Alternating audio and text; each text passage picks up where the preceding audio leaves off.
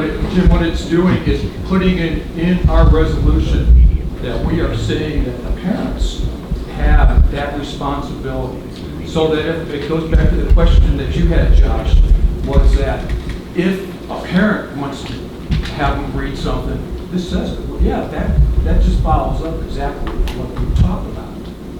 So I'm just saying. I mean, I think that's the reason I asked the question, to put it on record that parents can still do that. But this puts it in the document. And I think to successfully do that, you would have to also add to the amendment that anything with sexual content would be stored in a separate location. And that we didn't really want to get into guidelines per se, because the library board does have their own, board, and they can make this. But I'm not opposed to that amendment as long as these materials are stored in a separate place that's not accessible by children only.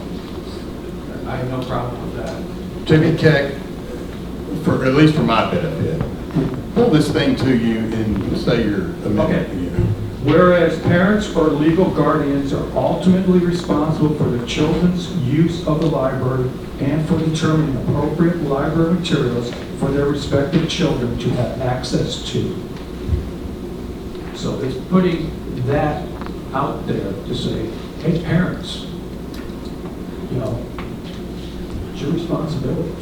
That is not the library's as much responsibility. We can do they can control that.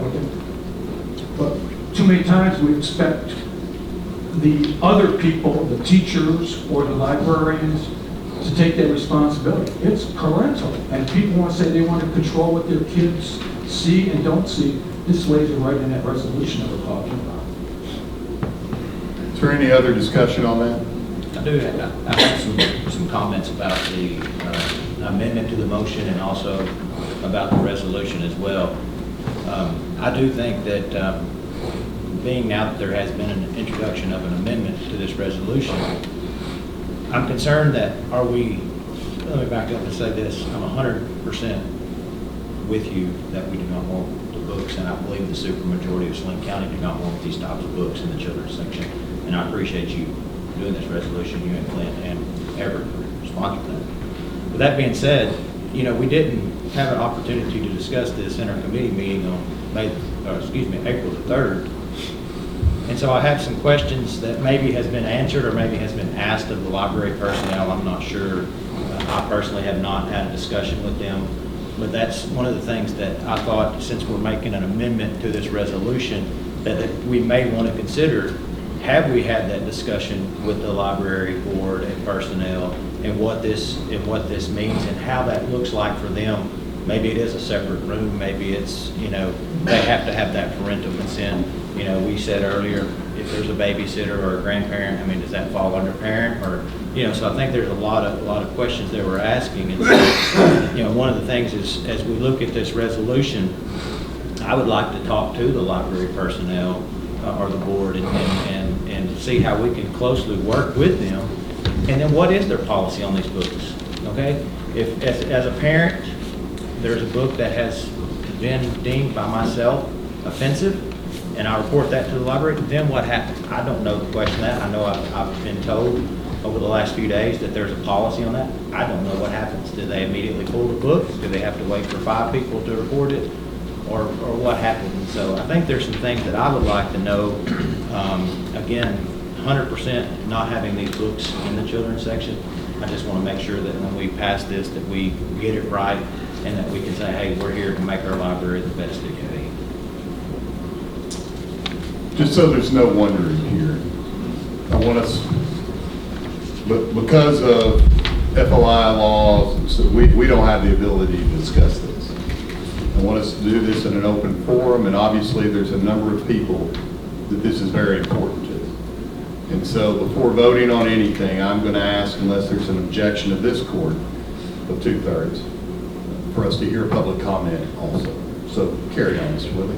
Yes, one question that I had is if the amendment, if we go forward with the amendment, and this has been done before, can we amend it and vote on it tonight? I think Yes. if you- yeah. I believe so, yes. We'd have to suspend our rules by 2/3, like we just suspended our rules by 2/3 to include it as an add-on. Mr. Chisholm. I'd like to make a comment about the resolution and also about the amendment. I feel like when you start making rules, it just leads to having to make more rules. If we make an amendment to this, there's a lot of children that go to the library that don't have their parents with them. They go on field trips and what have you. So, I think that leaves a big question and a big hole myself about what you want to do in that situation. But, the last 3 days, come under a lot of anger. And I've tried to hold my anger back, and I think I've done pretty well at it, but it's hard. But I had some things I wanted to say about this resolution, so I wouldn't get my words mixed up, I wrote it down. Because that's all I've been doing for the last 3 days, is talking about this, the different people on the phone, and I'm sure all of y'all have too. But I wrote these down so I wouldn't get my words mixed up. So you